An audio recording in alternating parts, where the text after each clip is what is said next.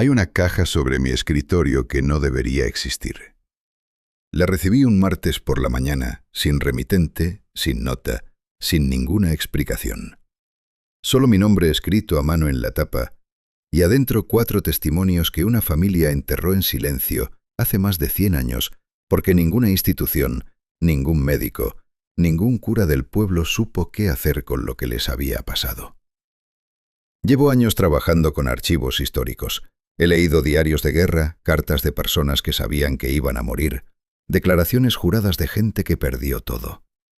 Pero esta caja me hizo algo que ningún archivo me había hecho antes. Me hizo revisar 2 veces si había cerrado bien la puerta antes de seguir leyendo. Me llamo Valentina Salas. Soy investigadora de historia regional, especialista en relatos orales de comunidades rurales. Mi trabajo es exactamente este: recibir materiales que nadie más sabe qué hacer con ellos, reconstruir lo que ocurrió, ponerle un nombre académico y archivarlo. He hecho eso durante más de una década. Lo que voy a contarles esta noche no lo archivé. Todavía está en mi escritorio. Todavía no sé qué hacer con ello. La caja llegó de parte de un colega jubilado, un hombre al que conocí hace años en un congreso y con quien intercambiamos correos cada tanto sobre temas de historia regional. No había ninguna nota adentro, ningún mensaje previo anunciándola. Solo la caja y los documentos. Le escribí para preguntarle por qué me la había enviado. Me respondió 3 días después con un mensaje muy corto que decía algo así como que había cargado con eso demasiado tiempo y que sentía que era trabajo para alguien más joven. Le pregunté qué significaba eso. No volvió a responder. Adentro había 4 documentos. El diario personal de un hombre llamado Rodrigo Cifuentes, escrito con letra apretada en un cuaderno de tapas duras que olía a humedad y a algo más. Algo que no supe identificar en ese momento, pero que días después, cuando ya había leído todo, entendí que era el olor de una casa que había estado cerrada durante mucho tiempo. Había también una carta de su esposa, Camila, 14 páginas escritas a mano y dirigidas a nadie en particular, nunca enviadas, encontradas dobladas dentro de un sobre sin sello. Un testimonio de 2 páginas del hijo mayor, Andrés, escrito con esa letra apretada y controlada de alguien que eligió cada palabra con mucho cuidado, como si temiera que escribir de más lo obligara a recordar de más. Y por último, un informe oficial de un inspector rural que describía daños materiales en una propiedad del norte y concluía con burocracia perfecta que la causa probable era fauna mayor sin identificar. Ese informe fue lo primero que leí. No porque estuviera arriba de todo, sino porque lo elegí. Cuando abro una caja de archivos, siempre busco primero el documento oficial, porque es el que me dice en qué territorio estoy pisando. Lo leí 2 veces. Era exactamente lo que parecía: frío, preciso, sin nada que se saliera de los límites de lo que un inspector rural del siglo pasado podía escribir sin comprometer su cargo. Daños en el gallinero. Daños en la cerca del sector norte. Postes extraídos. Fauna mayor sin identificar. Caso cerrado. Y entonces vi la anotación al margen. Era en una tinta diferente, más oscura, añadida claramente en otro momento, quizás años después. La letra no era la misma del informe. Alguien más había tomado ese documento, lo había releído y había escrito al costado de la conclusión oficial 3 palabras que me pusieron la piel de gallina antes de terminar de leerlas. Solo 3 palabras. No fue fauna. Sin firma, sin fecha. Sin ninguna otra indicación de quién las escribió, ni cuándo, ni por qué ese alguien sintió la necesidad de corregir un informe oficial que llevaba décadas en una caja. Cerré el documento. Lo dejé sobre el escritorio. Me preparé un café. Me senté en el sillón frente a la ventana y me quedé mirando el patio durante varios minutos. Eso hago cuando un archivo me revuelve algo que no sé cómo nombrar todavía. Le doy espacio al malestar antes de seguir, porque si sigues leyendo con el malestar encima, dejas de leer lo que está escrito y empiezas a leer lo que tienes miedo de encontrar. Son cosas distintas. Cuando volví al escritorio, tomé el diario de Rodrigo Cifuentes, y lo primero que pensé fue que ese hombre no tenía ningún miedo cuando empezó a escribir. Si les cuento esto es porque creo que importa. Importa mucho. La mayoría de los relatos de este tipo, cuando los lees en archivos, tienen desde la primera página una tensión que delata que quien escribe ya sabe que algo va a salir mal. Una cautela en las palabras, una forma de describir los detalles cotidianos como si estuviera justificando algo. Rodrigo no tenía eso. Su diario en los primeros meses era el de un hombre completamente instalado en su vida, sin ninguna razón para mirar por encima del hombro. El precio del maíz en el mercado del pueblo, el estado del caño de agua del establo, una discusión menor con el vecino de más abajo por los límites de un potrero. La letra pareja, sin apuro, la de alguien que anota el día porque es un hábito y no porque necesite procesar nada. Esa normalidad es lo que hace que lo que viene después sea tan difícil de leer. Amigos, si este relato les está generando algo, ya saben qué hacer. Denle like y suscríbanse al canal, porque hay mucho más por venir y no quiero que se pierdan nada de lo que sigue. Tomé la carta de Camila pensando que iba a leerla al final, como cierre, como suelen ser las cartas en estos casos. Pero algo me hizo abrirla antes. Quizás el hecho de que el sobre nunca tuvo sello. Quizás que 14 páginas escritas a nadie en particular y nunca enviadas son, por definición, las más honestas de cualquier archivo. Porque cuando escribes para alguien, aunque sea para alguien imaginario, te cuidas. Cuando escribes sin destino, escribes lo que realmente pasó. La primera línea de Camila decía esto. Lo recuerdo de memoria porque lo leí tantas veces que quedó grabado. Decía que lo que su esposo no había podido escribir no era porque no supiera, era porque escribirlo le quitaba algo que necesitaba conservar para seguir siendo el hombre que era. Y que ella no tenía nada de eso que conservar, así que iba a escribirlo sin protegerse. 14 páginas sin protección. Eso es lo que tenía en las manos. Camila describía la finca desde su propia experiencia, que era completamente distinta a la de Rodrigo. No porque vivieran cosas distintas, sino porque los dos prestaban atención a cosas distintas. Rodrigo medía, calculaba, registraba. Camila escuchaba. Y lo que ella escuchó durante los meses que vivieron en esa finca era algo que su esposo, dice ella con una tranquilidad que da más miedo que cualquier exaltación, nunca supo cómo poner en palabras, porque él no estaba seguro de que ponerlo en palabras fuera una buena idea. La finca estaba al norte de todo. Así la describe ella, al norte de todo.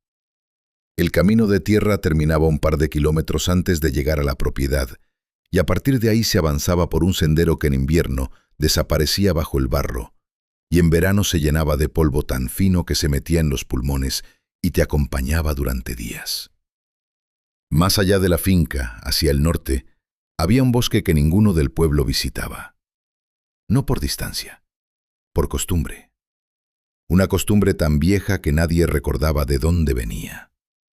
Camila cuenta que poco después de instalarse preguntó a una vecina del pueblo por qué nadie subía por ese lado del monte. La vecina era una mujer mayor, de esas que responden a las preguntas con la misma calma con que le cuentan a uno el tiempo que va a ser mañana. Le respondió algo que Camila en ese momento tomó como superstición de gente que no había salido suficiente del pueblo. Le dijo que ese monte siempre había sido de alguien más. Camila escribe que se rió, que agradeció el consejo con educación y se fue. Que durante años esa frase no significó nada para ella.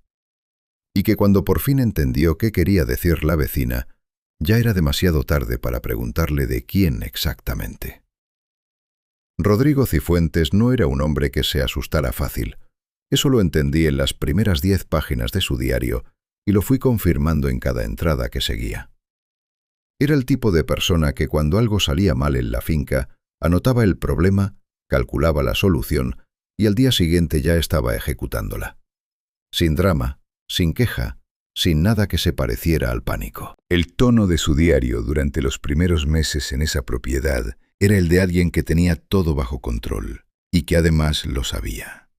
Y eso, que en otro contexto sería simplemente el retrato de un hombre capaz, en este caso se convierte en algo que te aprieta el pecho mientras lees, porque sabes lo que se viene, y él no. El diario empieza a cambiar en una entrada que a primera vista parece completamente ordinaria. Rodrigo anota que esa mañana encontró 4 gallinas muertas en el gallinero. Las describe una por una, el color de las plumas, el tamaño aproximado, cuánto tiempo llevaban en la finca. Es un inventario. La clase de registro que haría cualquier productor rural que lleva sus cuentas en orden. Pero hay una cosa que falta en esa entrada y que en cualquier otra entrada similar no faltaría nunca. Rodrigo no propone ninguna explicación. Eso puede sonar como un detalle menor. No lo es. He leído suficientes diarios de campo como para saber que un hombre que anota el precio del maíz con 3 cifras decimales de precisión no se olvida de escribir por qué murieron sus animales. Si hubiera sido un perro de algún vecino, lo habría escrito. Si hubiera sido una enfermedad, lo habría escrito. Si hubiera sido cualquier cosa que tuviera un nombre y una causa, lo habría escrito. La ausencia de hipótesis en ese hombre tan metódico no era un descuido. Era lo único que podía escribir sin mentir. Las gallinas no habían sido devoradas. Eso también lo anota, casi al pasar, como si fuera un detalle secundario. No había marcas de ningún animal que hubiera entrado. No había rastros en el suelo alrededor del gallinero. No había nada roto ni forzado. Solo 4 animales muertos sin razón visible y un hombre que sabía exactamente lo que eso significaba, pero que no estaba dispuesto a escribirlo todavía. Cerré el diario en ese punto y me quedé mirando la pared de mi estudio durante un momento. Afuera llovía. Ese tipo de lluvia fina y constante que no hace ruido, pero que va mojando todo de a poco, sin que te des cuenta. Pensé en Rodrigo escribiendo esa entrada a la luz de una lámpara, en una mesa de madera, con Camila y Andrés ya dormidos. Pensé en lo que debe sentirse escribir algo que sabes y al mismo tiempo negarte a escribirlo. Esa tensión entre lo que ves y lo que estás dispuesto a poner en palabras. Volví a abrir el diario. La siguiente entrada que me detuvo fue la de una semana después. Rodrigo describe que esa mañana fue al gallinero a revisar un arreglo que había hecho en el techo y encontró algo en el muro trasero que no estaba ahí el día anterior. Una deformación en la madera.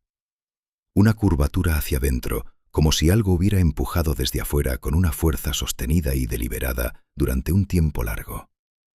No un golpe, no un impacto. Una presión. Como cuando alguien apoya las 2 manos contra una puerta y empuja despacio, con paciencia, sin apuro, sabiendo que eventualmente algo va a ceder. Rodrigo llama a Andrés para que lo vea. Y esto es lo que me parece más importante de esa entrada, más que la descripción del muro en sí. Rodrigo anota que los 2 se quedaron mirando la deformación durante varios minutos sin decir nada. Que Andrés calculó en voz alta la fuerza que haría falta para doblar una madera de ese grosor de esa manera. Que llegó a la mitad del cálculo y se detuvo, y que Rodrigo escribe con su letra siempre pareja, siempre controlada, que él ya había hecho ese mismo cálculo antes de llamar a su hijo. Y que el número al que llegaron los 2 era el mismo, y que ese número no correspondía a ningún animal que hubieran visto o escuchado mencionar en esa región. No escriben el número, ni Rodrigo en el diario ni Andrés en su testimonio posterior. Los 2 llegan al mismo resultado y los 2 deciden no ponerlo en palabras. Eso me pareció más perturbador que cualquier cifra que pudieran haber escrito. Esa noche, con los 4 documentos desplegados sobre mi escritorio y el café ya frío desde hacía rato, empecé a entender qué tipo de archivo era este. No era el tipo donde alguien describe lo que no entiende y busca que otro lo explique. Era el tipo donde varias personas entienden perfectamente lo que está pasando y de forma independiente, sin coordinarse, sin siquiera hablarlo entre ellas, toman la misma decisión. La decisión de no decirlo todo. De proteger algo, ya sea su reputación, su cordura o simplemente la posibilidad de seguir durmiendo de noche. Tomé la carta de Camila otra vez. Busqué la parte donde ella habla de esos mismos días. Quería leer los mismos eventos desde su perspectiva. Y encontré algo que Rodrigo no había anotado en ningún momento. Camila escribe que durante esa semana, la semana de las gallinas y el muro deformado, ella empezó a notar algo en el comportamiento de los animales que tenían en la finca. No solo en las gallinas, en el perro que dormía atado cerca de la entrada, en el par de cerdos que tenían en el corral del costado. Todos se volvieron extrañamente quietos a ciertas horas de la noche. No asustados en el sentido visible, no ladrando, no revolviéndose, quietos. Esa quietud específica que tienen los animales cuando están prestando atención a algo que los humanos todavía no escucharon. Camila escribe que al principio lo interpretó como el frío, que el invierno estaba llegando y que los animales lo sentían antes, que era una explicación razonable y que se aferró a ella durante varios días con la determinación de alguien que sabe que la alternativa es peor. Pero hay una frase en su carta que hace que esa explicación se caiga sola. Dice que el perro, que llevaba años en la finca y que había pasado por 4 inviernos en inmutarse, esa temporada empezó a no querer acercarse al sector norte del patio después de que oscurecía. Que Rodrigo lo notó también, pero no dijo nada. Y que ella tampoco dijo nada. Y que los dos sabían perfectamente que el otro lo había notado. Eso es lo que más me impacta de estos documentos. No solo lo que describen, sino lo que revelan sobre la forma en que una familia puede vivir dentro de un miedo que nadie nombra. Como si ponerle nombre fuera lo que lo volvía real. Como si mientras nadie lo dijera en voz alta, todavía hubiera una posibilidad de que no estuviera pasando. Pero estaba pasando. Y lo que venía después era peor.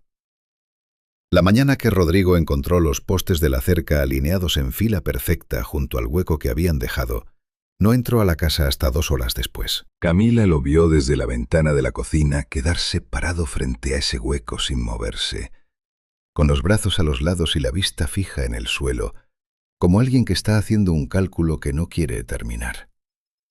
Cuando por fin entró, se lavó las manos en el balde junto a la puerta, se secó despacio con el trapo colgado en el clavo de siempre y se sentó a desayunar sin decir nada. Camila le puso el plato enfrente. Ninguno de los dos habló durante un buen rato. Rodrigo describe ese hallazgo en el diario con la misma precisión de siempre. Esa mañana salió a revisar el sector norte de la propiedad porque la noche anterior el perro había estado inquieto hasta pasado la medianoche. Ese tipo de inquietud baja y continua, sin ladrar con fuerza, solo ese sonido que hacen los perros cuando algo los tiene en alerta, pero no saben bien desde qué dirección viene. Rodrigo anota que caminó hasta la cerca del norte y que desde unos 20 pasos de distancia ya vio que algo no estaba bien. El hueco era visible incluso con la luz todavía gris de la madrugada. Pero lo que lo detuvo antes de llegar no fue el hueco en sí, fueron los postes. Había 7 postes a lo largo de esa sección de cerca. Los 7 habían sido extraídos del suelo. Rodrigo se agacha, los examina uno por uno. Las raíces están intactas, arrancadas desde abajo con una fuerza que habría necesitado arrancar también el suelo congelado alrededor, que en esa época del año tiene la dureza del cemento. No hay herramienta que deje esa clase de marca limpia. Y los postes no estaban tirados. Estaban colocados en fila paralela al hueco que habían dejado, separados entre sí a distancias casi iguales, apoyados de lado sobre el pasto, como si quien los puso ahí hubiera tenido cuidado de no dañarlos. Rodrigo escribe que se quedó mirando eso durante un tiempo largo, y que lo que más lo perturbó no fue la fuerza que implicaba, fue la paciencia. Hay una diferencia enorme entre algo que rompe una cerca porque quiere pasar y algo que extrae los postes uno por uno y los coloca ordenados al costado. Lo primero es instinto. Lo segundo es otra cosa completamente distinta. Rodrigo no escribe qué palabra usaría para nombrar esa otra cosa, pero la deja suspendida ahí, en el espacio entre una oración y la siguiente, y cualquiera que lea ese párrafo entiende perfectamente a qué se refiere. Esa misma tarde le conté esto a un amigo biólogo. Le describí el hallazgo tal como Rodrigo lo había anotado, sin decirle de dónde venía la información. Le pregunté qué animal podría hacer algo así. Se quedó pensando un momento, frunció el ceño y me dijo que ninguno. No era una cuestión de fuerza, me explicó. Era una cuestión de propósito. Ningún depredador conocido necesita recordar por dónde entró, porque ningún depredador conocido regresa al mismo punto de la misma manera 2 veces. Lo que yo le estaba describiendo implicaba planificación. Implicaba que quien hizo eso sabía que iba a necesitar ese camino de vuelta. Me quedé callado un momento y él me preguntó por qué le estaba preguntando eso. Le dije que era para un trabajo de archivo. Me miró de una forma rara y cambió el tema. Creo que llegó al mismo lugar al que yo había llegado y decidió no seguir. En el diario de Rodrigo hay un silencio de 4 días después de la entrada de los postes. 4 páginas en blanco.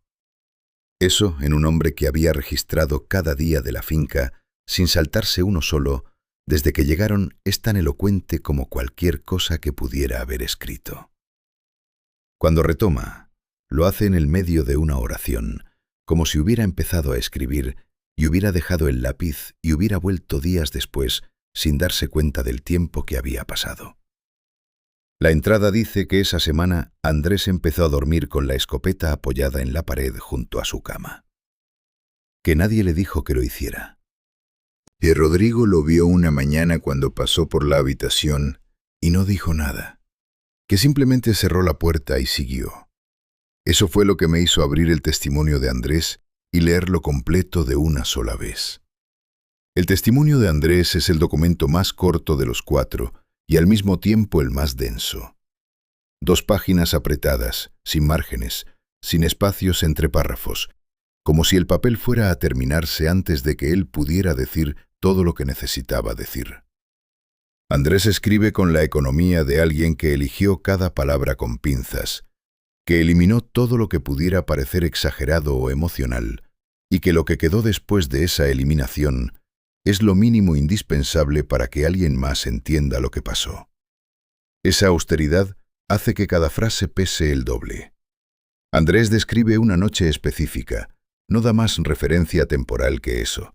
Una noche de ese invierno, en que se despertó pasada la medianoche sin saber por qué. Dice que eso no era habitual en él, que dormía profundo desde chico y que raramente se despertaba antes del amanecer. Se quedó quieto en la cama escuchando.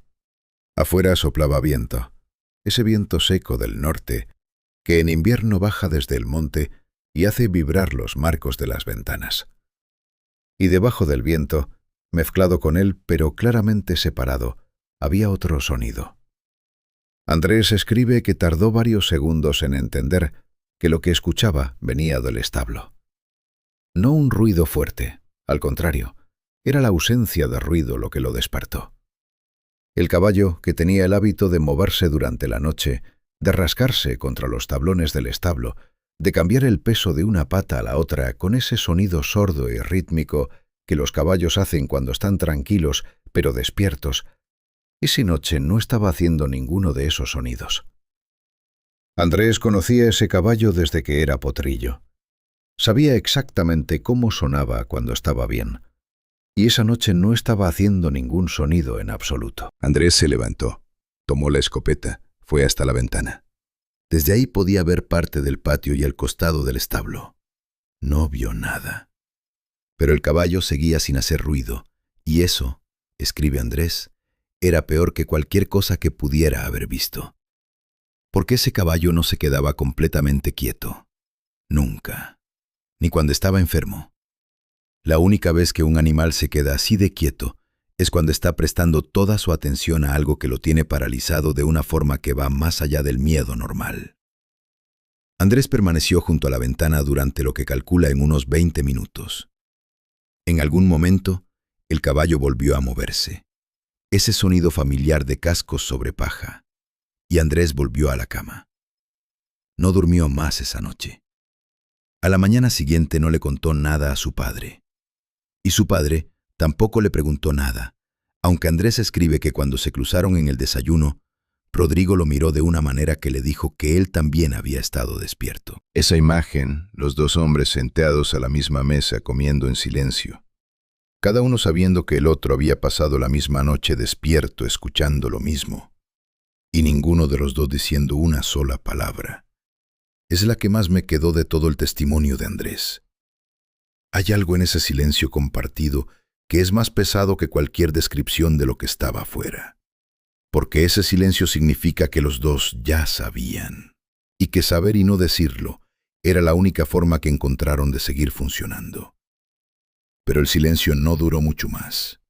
El inspector rural que visitó la finca de los Cifuentes renunció a su cargo 3 semanas después de esa visita, sin aviso previo, sin carta de renuncia formal, sin ninguna explicación registrada en los archivos del municipio. Simplemente dejó de presentarse. Su supervisor de la época anotó en el expediente interno que el inspector había dicho estar enfermo, pero nadie lo volvió a ver en funciones ni en ningún otro cargo oficial después de eso. Yo encontré ese dato casi por accidente, buscando su nombre en los registros regionales para verificar la fecha exacta del informe. Y cuando lo encontré, volví al informe y lo leí por 3ª vez con esa información nueva en la cabeza. Y entendí que la anotación al margen, esa que decía no fue Fauna, con letra diferente a la del informe, la había escrito él. Que la había escrito después, cuando ya no era inspector, cuando ya no tenía nada que perder, siendo honesto. Pero antes de llegar a eso necesito contarles lo que pasó en la finca durante las semanas que siguieron al silencio del caballo, porque esas semanas son las que explican todo lo que vino después.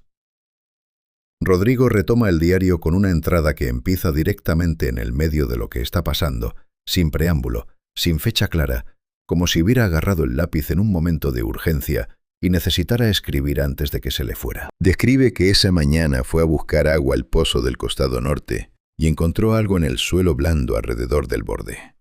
Marcas. No de herramienta, no de bota, no de ningún animal que tuviera 4 patas. Marcas bípedas. 2 puntos de apoyo separados entre sí por una distancia que Rodrigo mide con su propio paso y anota en el diario. La separación entre una marca y la siguiente era casi el doble de su propio paso. Y Rodrigo no era un hombre pequeño. Las marcas venían desde el norte, desde la dirección del bosque, y llegaban hasta unos metros del borde del pozo. Ahí se detenían. No había marcas de regreso visibles porque el suelo más alejado estaba más duro y no registraba la presión de la misma manera. Rodrigo escribe que se quedó agachado junto a esas marcas durante varios minutos, pasando los dedos por los bordes para verificar la profundidad, calculando el peso que haría falta para hundir ese suelo a esa profundidad con ese tipo de superficie de apoyo. Anota el cálculo. Y debajo del cálculo escribe una sola línea que no tiene el tono frío y técnico del resto de la entrada. Dice que esa mañana, por primera vez desde que llegaron a esa finca, sintió que la propiedad no era tan suya como había creído. Cuando leí eso tuve que parar un momento, porque en esa frase está todo. No el miedo al peligro inmediato, no el pánico de alguien que siente que lo van a atacar. Algo más profundo y más difícil de sacudir. La sensación de que el lugar donde vives, el lugar que construiste, que sembraste, que delimitaste con cercas y postes y trabajo de años, en realidad pertenece a algo que estuvo ahí antes que tú y que va a seguir ahí después. Que tú eres el visitante, que siempre lo fuiste. Camila describe esos mismos días desde adentro de la casa y lo que ella registra es el efecto que todo esto tuvo en el cuerpo de Rodrigo antes de que él lo admitiera con palabras. Escribe que empezó a notar que su esposo comía menos. No de golpe, no de una manera obvia, sino de esa forma gradual en que el cuerpo empieza a ahorrar energía cuando algo en él sabe que puede necesitarla para otra cosa. Que se quedaba mirando por la ventana del norte con más frecuencia de lo habitual, ese tipo de mirada que no está viendo lo que tiene enfrente, sino escuchando algo que los demás no escuchan todavía. Que por las noches tardaba más en apagar la lámpara de la mesa de noche. Camila no le preguntó nada. Lo acompañó en ese silencio con la precisión de alguien que conoce a otra persona, lo suficiente como para saber que hay momentos en que preguntar es lo más cruel que puedes hacer. Le ponía el café caliente en la mesa antes de que lo pidiera. Le dejaba espacio en el banco del frente de la casa donde Rodrigo se sentaba a veces al anochecer a mirar el campo. Y esperaba. Andrés en su testimonio describe esas semanas como las más largas de su vida. Escribe que se levantaba antes del amanecer todos los días para revisar el perímetro de la propiedad antes de que sus padres estuvieran despiertos. No porque alguien se lo hubiera pedido, porque necesitaba saber, antes de que empezara el día, que todo estaba en su lugar. Que las cercas seguían donde las había dejado. Que el suelo alrededor del establo no tenía marcas nuevas. Que el sector norte estaba igual que la noche anterior. Ese ritual matutino, esa revisión silenciosa en la oscuridad del amanecer, con la escopeta cruzada en el brazo, era la única forma que encontró de entrar al día sin que la incertidumbre lo paralizara. Una de esas mañanas encontró algo que no anotó en el testimonio con detalle. Lo menciona solo de pasada, en una oración corta entre dos párrafos más largos, como si quisiera que pasara inadvertida. Dice que en el sector noreste del campo, cerca del límite con el bosque, había ramas de los árboles del borde que habían sido dobladas hacia abajo desde una altura que él no podía alcanzar, estilado en puntas de pie. Dobladas, no rotas, con una presión desde arriba que requería una altura y un peso que Andrés no quiso calcular en voz alta ni escribir en el papel. Solo lo menciona y pasa al siguiente párrafo. Esa es exactamente la clase de detalle que un hombre incluye cuando no puede dejarlo afuera, pero tampoco puede darle el espacio que merece sin quebrarse. Fue durante esa semana que la familia convocó al inspector rural. Rodrigo lo anota en el diario con la escueta practicidad de alguien que está haciendo lo que corresponde, aunque sabe que no va a servirle mucho. Mandaron a Andrés al pueblo a avisar. El inspector llegó 2 días después en un carro de mula con un asistente joven que tomó notas mientras el inspector caminaba por la propiedad. Rodrigo lo acompañó en silencio. Le mostró el muro deformado del gallinero, la cerca del norte reparada, el sector del pozo. No le mencionó las marcas bípedas, no le mencionó las ramas dobladas desde arriba. Le mostró solo los daños materiales, las cosas que tenían una forma visible y concreta que un inspector podía escribir en un formulario. El inspector miró todo con atención. Hizo preguntas precisas sobre el tipo de terreno, la distancia al bosque, si habían visto animales grandes en la zona recientemente. Rodrigo respondió con la misma precisión. El asistente tomó notas. Al final, el inspector dijo que lo más probable era fauna mayor, que en esa época del año los animales grandes bajaban de las alturas buscando agua y comida, que era un problema conocido en propiedades que limitaban con monte cerrado. Dijo que podían instalar trampas de olor en el perímetro si querían y que él podía gestionarles el permiso. Rodrigo escribe que asintió y agradeció, que acompañó al inspector y a su asistente hasta el camino, que cuando el carro se alejó se quedó parado en el borde de la propiedad, mirando la polvareda que levantaban las ruedas hasta que desapareció, y que lo único que pensó en ese momento fue que el inspector había caminado por toda la propiedad sin mirar ni una sola vez hacia el norte con la misma atención con que miraba el suelo a sus pies, como si algo en él hubiera decidido, sin que nadie se lo pidiera, no prestarle demasiada atención a esa dirección. Rodrigo no escribió si eso lo tranquilizó o lo preocupó más. Pero yo sé cuál de las dos cosas era, y creo que ustedes también. 3 días después de que el inspector se fue, Camila encontró algo que no le contó a Rodrigo hasta semanas más tarde, cuando ya estaban lejos de esa finca y el peligro de nombrarlo había quedado atrás. Lo describe en la carta con una calma que da más miedo que cualquier grito. Dice que esa tarde salió a tender ropa en el alambre del costado de la casa, el alambre que quedaba a unos pocos metros del muro norte, y que cuando fue a colgar la última sábana, levantó la vista y vio que en el suelo blando, justo debajo del alero del techo, en un lugar donde no había razón para que nadie caminara, había una marca. Una sola, profunda, clara, con una forma que Camila tardó varios segundos en procesar, porque su cabeza no quería aceptar lo que sus ojos estaban viendo. una marca bípeda, a menos de 4 pasos de la pared de su propia casa. Camila no gritó, no entró corriendo. Escribe que se quedó quieta con la sábana mojada en los brazos, mirando esa marca, y que lo primero que pensó fue una pregunta muy simple, la misma que cualquiera de ustedes estaría pensando ahora mismo. Si la marca estaba ahí, a esa distancia de la casa, eso significaba que en algún momento, en alguna noche de las últimas semanas, algo había estado parado a 4 pasos de la pared mientras ellos dormían adentro. No en el norte de la propiedad, no en el límite del bosque, acá, aquí mismo, junto a la casa. Camila terminó de tender la sábana, entró, puso el agua a hervir para el café y no dijo nada. Eso es lo que más me costó entender cuando leí esa parte de la carta. No el hallazgo en sí, sino la reacción de Camila.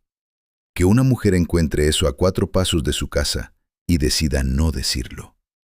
Pero mientras más lo pensé, más lo entendí. Porque decirlo significaba que Rodrigo lo supiera. Y si Rodrigo lo sabía, tenía que tomar una decisión. Y las decisiones disponibles en ese momento eran todas malas. Quedarse con esa información nueva encima era horrible, pero ponerla en movimiento podía ser peor. A veces el silencio no es cobardía. A veces es la única forma de ganar un poco más de tiempo. Pasé esa noche con los 4 documentos desplegados sobre la mesa, reorganizándolos, buscando la cronología exacta de los eventos. Porque una de las cosas que hace difícil reconstruir este tipo de archivo es que cada testimonio viene desde una perspectiva distinta, y los tiempos no siempre coinciden de forma obvia. Rodrigo anota los días con precisión de contador. Camila escribe sin fechas, en bloques emocionales, un tema seguido del otro sin preocuparse por cuándo ocurrió cada cosa. Andrés da algunas referencias, pero las esconde dentro de los párrafos como si no quisiera que fueran demasiado fáciles de encontrar. Lo que sí quedó claro cuando puse todo junto fue esto. Durante al menos 2 semanas antes del encuentro que Rodrigo describe en las últimas páginas del diario, algo estuvo frecuentando la propiedad con una regularidad que ninguno de los 3 nombró en voz alta, pero que los 3 registraron por separado. Cada uno desde su ángulo, cada uno guardando su parte. Como si hubieran acordado sin palabras repartirse la carga de saber para que ninguno tuviera que cargarla completa. Andrés describe en su testimonio una tarde en que salió a reparar el sector de la cerca que Rodrigo había vuelto a reforzar después del episodio de los postes. Era media tarde, todavía había luz, el tipo de luz plana y fría del invierno que no proyecta sombras claras y hace que las distancias sean difíciles de calcular. Andrés estaba agachado clavando una grapa en un poste cuando tuvo la sensación de que alguien lo estaba mirando. No un sonido, no un movimiento. Solo esa sensación que el cuerpo genera antes de que la mente la procese. Ese calor en la nuca que no tiene una causa identificable, pero que en cualquier ser humano activa algo muy antiguo y muy básico. Andrés se enderezó despacio, miró hacia el norte, y en el límite del bosque, donde los árboles empezaban a juntarse y la luz del campo se perdía entre los troncos, vio algo que estaba quieto entre las sombras. No pudo distinguir la forma con precisión porque la distancia era grande y la luz mala. Pero lo que sí pudo distinguir fue que estaba de pie, vertical, y que era demasiado alto para hacer cualquier cosa que tuviera 4 patas. Andrés escribe que no se movió, que sostuvo la herramienta en la mano y se quedó mirando hacia ese punto fijo durante lo que calcula en varios minutos. Que la figura en el borde del bosque tampoco se movió. Que en algún momento las nubes corrieron y la luz cambió levemente, y el punto donde había visto la figura era solo sombra entre árboles, y ya no pudo distinguir si seguía ahí o si se había movido durante ese segundo de distracción. Que bajó la vista, terminó de clavar la grapa, recogió las herramientas y volvió a la casa sin correr, porque correr habría significado reconocer en voz alta lo que acababa de ver, y Andrés todavía no estaba listo para hacer eso. Esa noche sí le contó a su padre. No con detalles, no con la descripción completa, solo le dijo que había visto algo en el borde del monte esa tarde y que pensaba que Rodrigo debería saberlo. Rodrigo lo escuchó sin interrumpirlo. Cuando Andrés terminó, Rodrigo preguntó una sola cosa. Preguntó si la figura había hecho algún movimiento en su dirección. Andrés dijo que no. Y Rodrigo asintió muy despacio, como si esa información confirmara algo que ya tenía armado en la cabeza. Y dijo que estaba bien, que mañana revisaban el perímetro juntos. Eso es todo lo que el diario registra de esa conversación. Lo que sí registra, en la entrada del día siguiente, es el resultado de esa revisión del perímetro.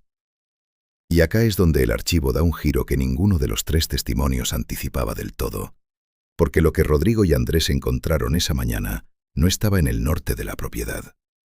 Estaba en el este. En el sector por donde el camino de tierra se acercaba a la finca, el lado por donde llegaban los visitantes, el lado que daba hacia el mundo conocido y no hacia el monte cerrado.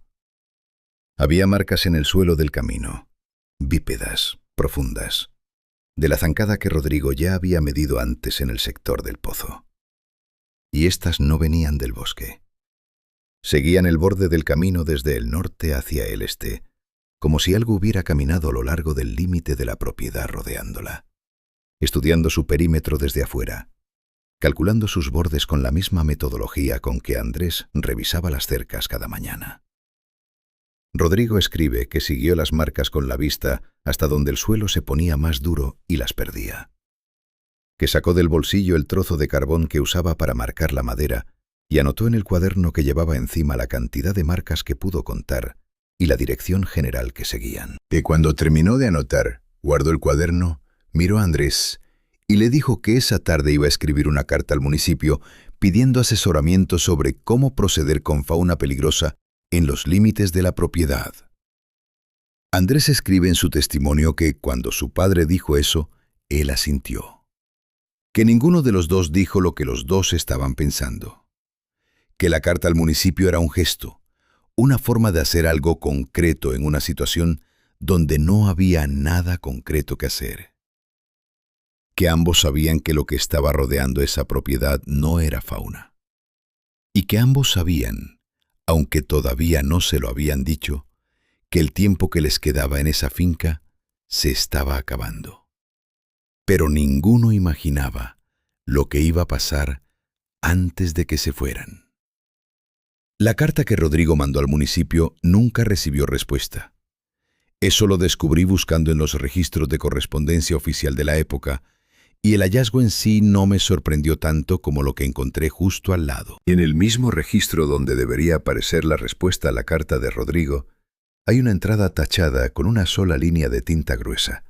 No borrada, no reemplazada, solo tachada. De esa manera deliberada que tienen los funcionarios cuando quieren que quede constancia de que algo existió, pero que ya no aplica. No hay nota explicativa, no hay firma. Solo la línea encima del texto y debajo, con letra diferente y más pequeña, dos palabras que alguien añadió después. Asunto cerrado. Nadie cerró ese asunto. Nadie fue. Nadie respondió. Y Rodrigo siguió en esa finca otras semanas más, con su familia, con el caballo que ya no quería acercarse al sector norte, con el perro que dejó de dormir profundo, con ese silencio compartido que los tres mantenían alrededor de la mesa cada noche, como si fuera una costumbre normal y no la única estrategia que les quedaba. Camila dedica la parte central de su carta a describir esas semanas, y lo hace de una manera que me tomó varios días entender completamente. Ella no describe eventos, describe sensaciones. La diferencia es importante. Rodrigo anota lo que pasa. Camila nota lo que se siente mientras pasa.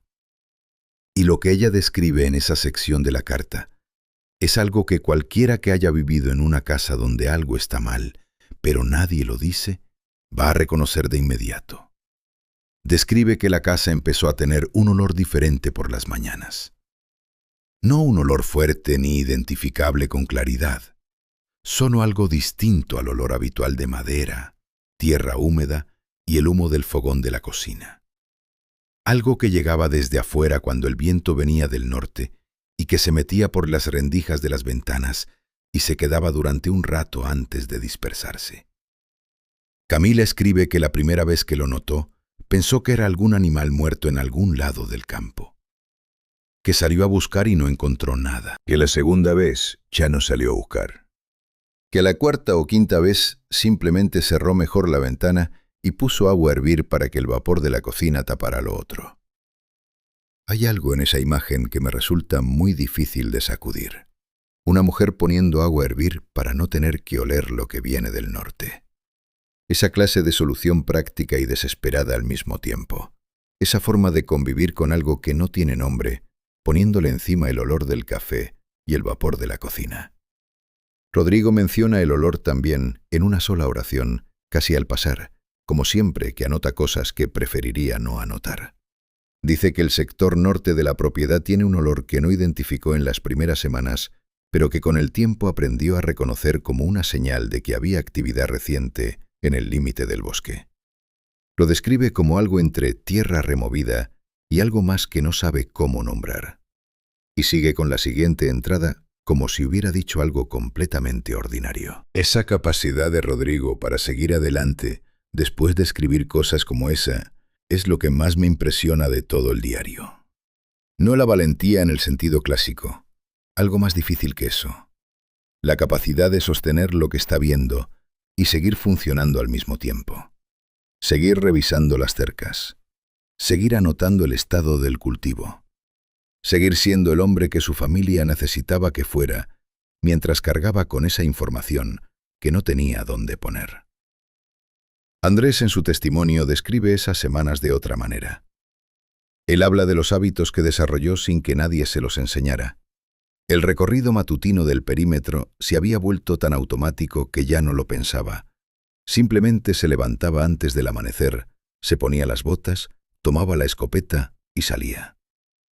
Había aprendido a leer el suelo de la propiedad con una precisión que no tenía cuando llegaron. Sabía exactamente cómo se veían las marcas de sus propias botas, las de su padre, las del perro. Cualquier cosa que no encajara en ese mapa conocido lo notaba de inmediato. Y una mañana de esas, en el recorrido de siempre, notó algo que lo detuvo en seco a mitad del camino. En el sector este, el mismo sector donde habían encontrado las marcas perimetrales días antes, había algo nuevo. No marcas en el suelo esta vez. Era más alto, a la altura de los ojos, en la madera vieja del poste de esquina de la cerca, había algo tallado. No grabado con herramienta, marcado con presión, con algo duro y filoso, con líneas que Andrés tardó varios segundos en interpretar, porque no eran letras ni un dibujo reconocible. Eran líneas paralelas, 4 de ellas, profundas y parejas, como si algo hubiera apoyado 4 puntas juntas contra la madera y pasado hacia abajo con una fuerza controlada. Andrés las midió con los dedos. La separación entre las líneas externas era más ancha que su propia mano abierta al máximo. No escribió en el testimonio qué concluyó de esa medida. No hacía falta. Lo que sí escribió fue que cuando volvió a la casa y entró a la cocina donde Camila estaba preparando el desayuno, ella lo miró a la cara y sin que él dijera nada preguntó qué había encontrado. Andrés escribe que esa pregunta lo sorprendió, que le respondió que nada, que todo estaba en orden, y que Camila lo miró un segundo más, asintió y volvió al fogón. Esa noche Andrés sí le contó a su padre, y Rodrigo escucha, asiente y dice que va a ir a ver al día siguiente. En el diario hay una entrada breve de ese día siguiente que dice solo que revisó el poste de esquina y que las marcas eran consistentes con lo que Andrés había descrito. Nada más. Cero análisis, cero hipótesis. Solo la confirmación de que estaban ahí. Fue en esos días que Camila tomó una decisión que no le comunicó a nadie de inmediato. Lo cuenta en la carta con una tranquilidad que tomó su tiempo. Dice que empezó a guardar cosas. No a hacer las maletas. No a organizar una mudanza, solo a guardar, discretamente, las cosas que más importaban. La caja de documentos de la familia, los papeles de la propiedad, las fotos, las cartas de sus hermanos. Las fue poniendo en una bolsa de cuero debajo de la cama, con la misma calma con que uno va dejando listo el paraguas cuando el cielo todavía no terminó de nublarse, pero ya huele a lluvia. Camila escribe que en ese momento todavía no sabía con certeza que se iban a ir, pero que su cuerpo ya lo había decidido solo y que empezó a prepararse sin esperar que la cabeza se pusiera de acuerdo. Y tiene razón en algo que dice después, algo que me quedó muy grabado. Dice que hay una diferencia entre la gente que espera hasta estar segura antes de actuar y la gente que actúa cuando todavía tiene tiempo de hacerlo bien. Que en su experiencia, la primera clase de gente llega siempre tarde.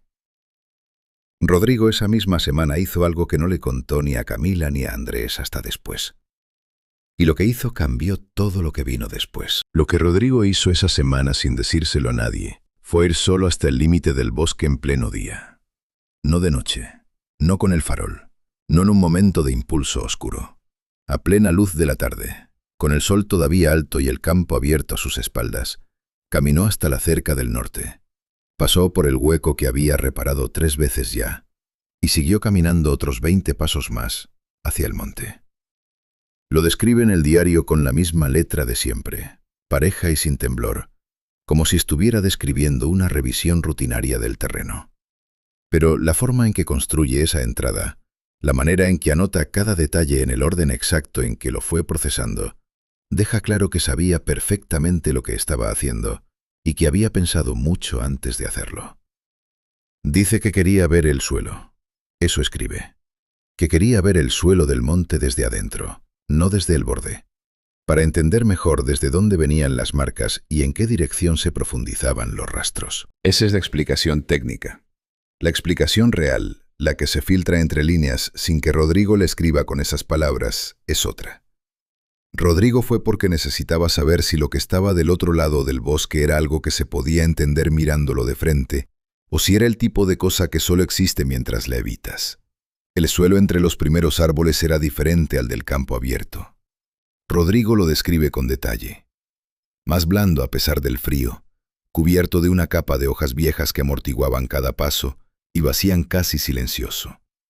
La luz cambiaba bruscamente apenas cruzabas la línea de los primeros troncos. Se volvía filtrada y pareja, sin la dirección clara que tiene la luz de campo abierto. Rodrigo escribe que eso lo desorientó levemente al principio, que tardó un par de segundos en recalibrar, y que en ese par de segundos, antes de que sus ojos se ajustaran del todo, notó el olor. El mismo olor que había aprendido a reconocer desde el campo cuando el viento venía del norte, pero más concentrado, más presente. No dispersado por el aire libre, sino acumulado entre los troncos como se acumula el humo en un cuarto cerrado. Rodrigo escribe que no era exactamente desagradable, que era simplemente extraño. La clase de olor que el cuerpo registra antes de que la mente lo clasifique y que genera una respuesta automática que no tiene que ver con el razonamiento. Rodrigo estuvo entre los árboles unos minutos. Examinó el suelo. Encontró más marcas bípedas, las midió con el mismo método de siempre. Anotó en el cuaderno que llevaba. Siguió las marcas con la vista hasta donde se perdían en la oscuridad más densa del monte, donde los árboles se apretaban y la luz casi no llegaba. Y en ese punto se detuvo. No porque algo lo amenazara, porque algo en él decidió que ese era el límite correcto por ese día. Rodrigo tiene una palabra para eso en el diario que me pareció muy precisa. Escribe que llegó hasta donde su juicio le permitía llegar con seguridad. No su valentía, su juicio. Volvió al campo, cruzó la cerca, la revisó por inercia aunque acababa de pasar por ella, y caminó de regreso a la casa. Camila estaba en la cocina cuando entró. Él colgó el cuaderno en el clavo de siempre, se lavó las manos, se sentó. Y no dijo nada de a dónde había ido. Camila tampoco preguntó, aunque Rodrigo escribe que ella lo miró de esa manera que tenía, esa mirada larga y tranquila que significaba que ya había calculado más o menos dónde había estado y que estaba esperando que él decidiera si lo iba a contar o no. No lo contó esa noche.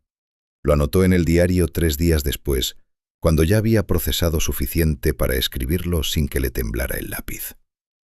Lo que sí ocurrió esa misma noche, mientras Rodrigo callaba y Camila esperaba, y Andrés dormía con la escopeta en la pared, fue algo que ninguno de los tres anticipó, porque venía desde una dirección completamente nueva. No del norte, no del bosque. Vino del sonido. Camila es la única que lo describe con detalle suficiente, y lo hace en el tramo más largo de toda su carta, casi 4 páginas seguidas sin pausa, con una letra que se vuelve más pequeña y más apretada a medida que avanza, como si el papel fuera encogiendo junto con el espacio que ella tiene para respirar mientras escribe. Dice que esa noche se despertó pasada la medianoche sin saber por qué. La misma experiencia que ya había descrito Andrés en su testimonio, pero desde adentro del cuarto que compartía con Rodrigo. Se quedó quieta en la oscuridad escuchando. Rodrigo dormía a su lado, o al menos eso parecía. El viento afuera era leve, ese viento bajo del invierno que roza el suelo más que soplar. Y entonces empezó el sonido. Camila ya había intentado describir ese sonido antes en la carta, en una sección anterior, pero en ese punto solo lo había mencionado de pasada. Acá lo describe completo. Dice que arrancó bajo, tan bajo que al principio no supo si lo estaba escuchando o si lo estaba sintiendo en el pecho, esa frecuencia que los sonidos muy graves producen en el esternón antes de que los oídos los procesen del todo. Fue subiendo muy despacio, sin saltos, sin variaciones bruscas, con una continuidad que Camila calcula en más de 1 minuto sin interrupción. No era un aullido, no era ningún sonido que encajara en ninguna categoría que ella conociera. Era sostenido y deliberado, de una manera que los sonidos de los animales no son nunca, porque los animales respiran, porque los animales necesitan pausar, y esto no pausaba. Lo que Camila describe a continuación es lo que más me costó leer de toda la carta. Dice que en algún punto de ese sonido sintió algo que no había sentido nunca antes, y que no sabe cómo nombrar de otra manera que no sea esta. Sintió que el sonido la estaba mirando. No que viniera hacia ella, no que la amenazara, sino que tenía una dirección y que esa dirección era ella. Que dentro de ese sonido había algo que sabía exactamente dónde estaba Camila y que eso no era accidental. Rodrigo, en el diario, anota esa misma noche con 3 líneas. Dice que se despertó con el sonido, que duró lo que él calcula en casi 2 minutos, y que cuando terminó el silencio que quedó después era diferente al silencio de antes. Usa exactamente esa frase. El silencio de después era diferente. No explica en qué sentido, no necesita hacerlo. A la mañana siguiente los 3 se encontraron en la cocina antes del amanecer. Nadie había dormido bien. Nadie preguntó si los demás habían escuchado, porque la respuesta estaba en las caras de los 3. Camila puso el café. Andrés se quedó mirando la ventana del norte. Rodrigo abrió el cuaderno y escribió la temperatura del aire y el estado del cielo, como hacía todos los días, como si ese registro de datos neutrales fuera lo único que podía sostenerlo en ese momento. Y entonces Andrés dijo algo que ninguno de los dos esperaba. No lo dijo en voz alta exactamente. Lo dijo en ese tono bajo y sin drama con el que la gente dice las cosas que llevan semanas pensando y que ya no pueden seguir callando. Dijo que creía que lo que sea que estaba en ese monte los había estado conociendo. Que todo lo que había pasado desde el principio, las marcas, los postes, el recorrido del perímetro, el sonido, no eran ataques ni amenazas. Eran otra cosa. Eran la forma que tenía esa cosa de aprender cómo eran ellos. Rodrigo no respondió de inmediato. Camila tampoco. Los 3 se quedaron en silencio un momento, con el café caliente entre las manos. Y entonces Rodrigo dijo que sí, que creía que Andrés tenía razón, y que eso era exactamente lo que más lo preocupaba. Porque si algo te estudia durante semanas con esa paciencia y esa precisión, la pregunta que queda flotando en el aire es una sola. ¿Para qué? La noche en que Rodrigo salió solo al campo con el farol no fue una decisión impulsiva. Eso es lo primero que quiero que entiendan, porque cambia completamente el peso de lo que pasó después. No salió porque se le fue la mano con el miedo, ni porque algo lo empujó. Salió porque llevaba días pensándolo, y porque llegó a la conclusión, con la misma metodología con que calculaba el rendimiento de su cosecha, de que necesitaba información que solo podía obtener de esa manera. Lo describe en el diario con una claridad que da escalofríos. Dice que había dos cosas que no sabía y que necesitaba saber. La primera era si lo que estaba en ese monte lo seguía de noche cuando se movían por el campo abierto. La segunda era si había alguna diferencia entre cómo se comportaba cuando los observaba desde lejos y cómo se comportaba cuando uno de ellos salía a su encuentro. Esas dos preguntas las anotó así, numeradas, antes de salir. Y debajo escribió que Camila y Andrés estaban dormidos, o al menos eso creía, y que prefería que siguieran así. Camila no estaba dormida. Lo describe en la carta con esa calma suya que ya conocemos. Dice que escuchó a Rodrigo levantarse, que oyó el sonido específico de la madera del piso bajo sus pies, que ella había aprendido a distinguir después de años en esa casa, que lo oyó tomar el farol de la repisa de la cocina y encenderlo, que oyó la puerta abrirse y cerrarse con el cuidado de alguien que no quiere despertar a nadie, que se quedó en la cama sin moverse, que no fue a la ventana porque sabía que si lo veía alejarse con el farol hacia el norte, no iba a poder quedarse adentro, y que quedarse adentro era lo más importante que podía hacer en ese momento, porque alguien tenía que estar adentro con Andrés, porque si algo salía mal afuera, alguien tenía que poder tomar decisiones desde adentro. Camila escribe que esa lógica la sostuvo durante las horas que siguieron, que fue lo único que la sostuvo. Rodrigo cruzó el campo en línea recta hacia el norte. Lo describe paso a paso, con esa precisión suya que en circunstancias normales sería casi aburrida, y en este contexto es lo más angustiante que puedes leer. El pasto bajo las botas, duro por el frío, crujiendo levemente con cada paso. El farol proyectando un círculo de luz amarilla que alcanzaba unos 5 metros en todas las direcciones y después se perdía en la oscuridad del campo. El cielo despejado esa noche, con estrellas suficientes para que los ojos adaptados distinguieran las siluetas de los árboles del monte a lo lejos. El aire quieto, sin viento, ese tipo de quietud invernal que hace que cada sonido que produces viaje más lejos de lo que esperas. Rodrigo escribe que llegó a unos 30 pasos de la línea de árboles y se detuvo. Que apagó el farol, no porque quisiera ocultarse, sino porque quería ver mejor.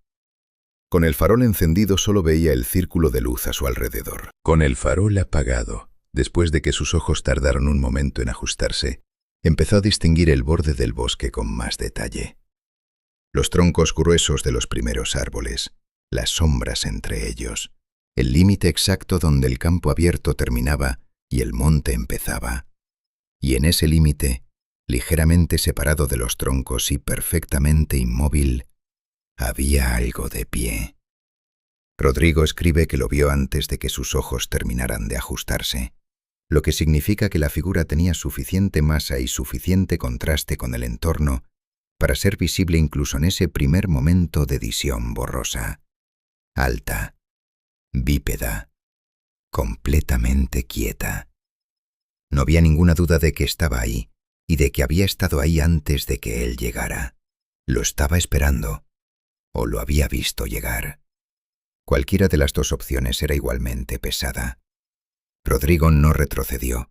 Eso también lo anota. Dice que su cuerpo generó un impulso muy fuerte de dar un paso hacia atrás y que lo procesó y decidió no hacerlo. No por valentía, porque moverse hacia atrás en ese momento habría sido una respuesta al miedo, y él necesitaba saber si lo que tenía enfrente respondía a sus movimientos o si seguía su propio programa independientemente de lo que él hiciera. Se quedó quieto. La figura también. Rodrigo describe lo que pudo distinguir desde esa distancia. La altura era la primera cosa que procesó, significativamente mayor que la de cualquier hombre que hubiera visto. La postura era completamente erguida, sin la inclinación hacia adelante que tienen los animales grandes cuando están de pie sobre las patas traseras. Los brazos, o lo que correspondía a los brazos, colgaban a los lados con una naturalidad que no era la de un animal forzando una postura. Era la postura de algo que estaba parado de esa manera, porque esa era su manera normal de estar parado. Y la cara. Rodrigo intenta describirla en el diario y lo que produce es uno de los párrafos más extraños de todo el documento. No porque sea exagerado. Porque es demasiado específico para ser inventado. Dice que desde esa distancia no podía distinguir rasgos individuales con claridad, pero que podía ver que la cara era plana, más plana de lo que una cara debería ser, y que en el centro de esa superficie plana había dos puntos de luz que no eran el reflejo del farol, porque el farol estaba apagado. Dos puntos que miraban hacia donde él estaba parado. Rodrigo escribe que en ese momento entendió lo que Andrés había dicho en la cocina esa mañana, que lo que tenía enfrente los había estado conociendo. Porque la forma en que esa cosa lo estaba mirando no era la forma en que un animal mira algo que no reconoce.